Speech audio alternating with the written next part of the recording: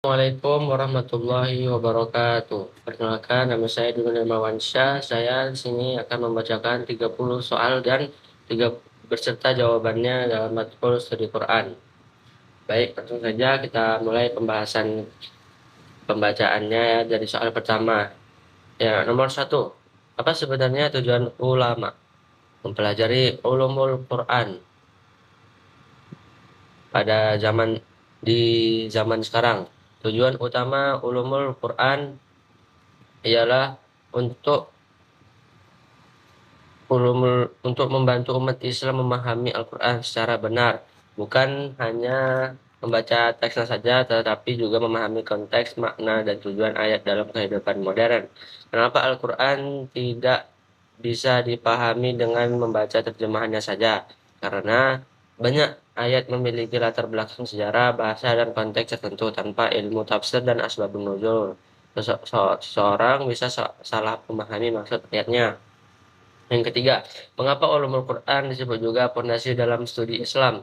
Jawabannya, karena ilmu ini menjadi dasar untuk memahami tafsir, hukum Islam, sejarah turunnya ayat, hingga cara membaca Quran dengan benar. Nomor 4, bahayanya menafsirkan Al-Quran tanpa ilmu yang cukup. Jawabannya, bisa menyebabkan kesalahpahaman, munculnya tafsir menyimpang, bahkan digunakan untuk kepentingan pribadi. Kenapa metode hafalan sangat penting pada masa Rasulullah? Jawabannya ialah karena pada masa itu kemampuan menulis belum menyebar luas sehingga hafalan menjadi cara utama menjaga keaslian Al-Quran. Nomor selanjutnya, nomor 6, apa bukti bahwa Rasulullah bukan hanya menerima wahyu, tetapi juga menjelaskannya? Jawabannya ialah Rasulullah menjelaskan hukum Al-Quran kepada para sahabat seperti tata cara zakat, salat, dan hukum lainnya. Nomor 7, mengapa kodifikasi Al-Quran pada masa Abu Bakar sangat penting? Karena banyak penghafal Al-Quran gugur dalam peperangan sehingga muncul kekhawatiran ayat-ayat Al-Quran hilang jika tidak dibukukan dengan benar.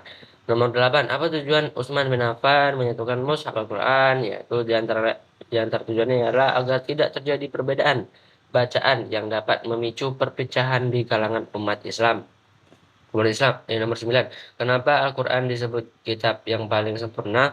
Karena Al-Quran agar karena Al-Quran memiliki susunan bahasa yang indah, isi yang lengkap, struktur yang teratur, dan tetap relevan sepanjang zaman. Nomor 10. Apa yang dimaksud dengan i'jaz lugawi dalam Al-Quran? I'jaz lugawi adalah kemukjizatan bahasa Al-Quran yang tidak bisa ditandingi manusia, baik dari paling baik dari pilihan kata maupun susunan kalimatnya. Nomor 11, mengapa pendidikan dalam Al-Quran tidak hanya fokus pada kecerdasan? Jawabannya, karena Al-Quran juga menekankan pembentukan akhlak, kepedulian sosial, dan kesadaran spiritual.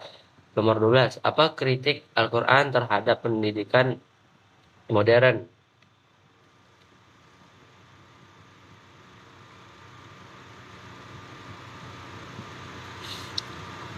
Pendidikan modern sering hanya mengajar kepintaran dan keterampilan, tapi kurang memperhatikan moral dan karakter manusia.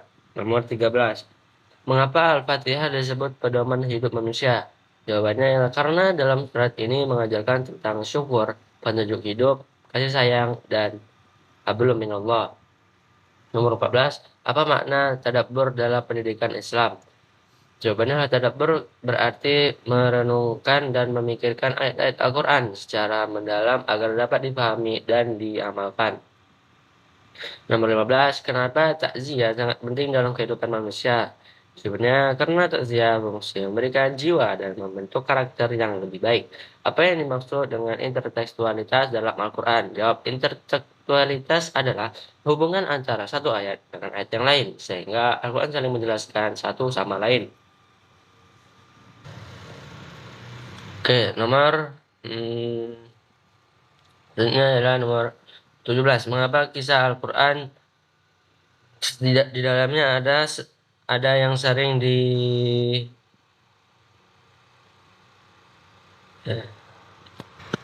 Oke, nomor 17, mengapa sisa Al-Quran di dalamnya ada yang sering diulang-ulang? Jawab, karena setiap pengulangan memiliki pesan ataupun sudut pandang dan pembelajaran yang berbeda sesuai konteks surahnya. Mengenai apa manfaat memahami hubungan antar ayat dalam Al-Quran? Sebenarnya agar seorang tidak memahami ayat secara terpisah dan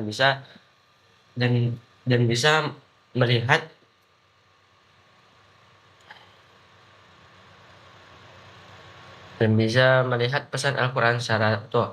Nomor 19, mengapa sebagian sarjana barat dulu melakukan Al-Quran? Jawabannya adalah karena mereka menganggap Al-Quran tidak tersusun rapi dan hanya meniru kitab-kitab sebelumnya. Nomor 20, apa kesimpulan dari kajian intertekstualitas modern terhadap Al-Quran? Jawabannya adalah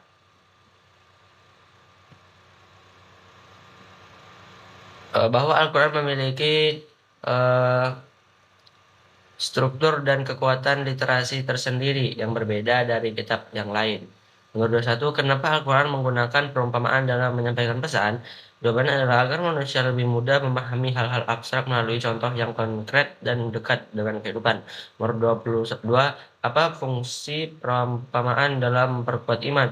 Jawabannya adalah perumpamaan membantu manusia memahami kebenaran dan kebesaran Allah melalui gambaran yang nyata dan mudah dipahami. Nomor 23, mengapa konteks sangat penting dalam menafsirkan Al-Quran?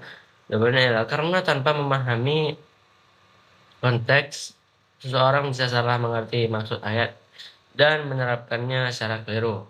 Nomor 24, apa sebenarnya asbab nuzul itu? Jawabannya adalah asbabun nuzul adalah peristiwa ataupun sebab yang melatar belakangi turunnya suatu ayat Al-Quran.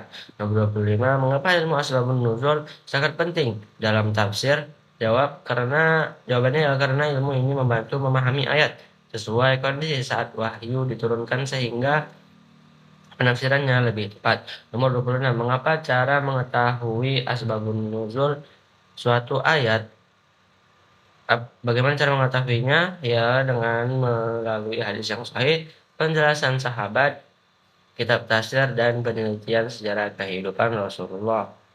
Nomor 27, mengapa Al-Quran dijadikan sumber hukum Islam utama? Jawabannya adalah karena Al-Quran merupakan wahyu Allah yang menjadi pedoman manusia, pedoman hidup manusia dalam seluruh aspek kehidupan. Nomor 28, apa hubungan antara takdir dan usaha manusia dalam Islam?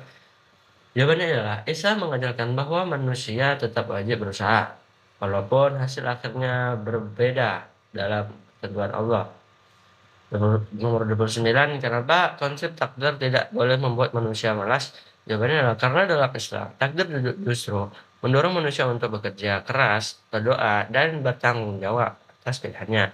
Nomor 30, ialah bagaimana perbedaan qiraat bisa memperkaya makna Al-Quran. Jawabannya ialah karena setiap variasi bacaan memberikan tambahan makna yang sering melengkapi, bukan saling bertentangan. Baik, hanya sampai itu saja yang dapat saya sampaikan. Kurang dan lebihnya saya mohon maaf. Wabillahi taufiq wal hidayah. Wassalamualaikum warahmatullahi wabarakatuh.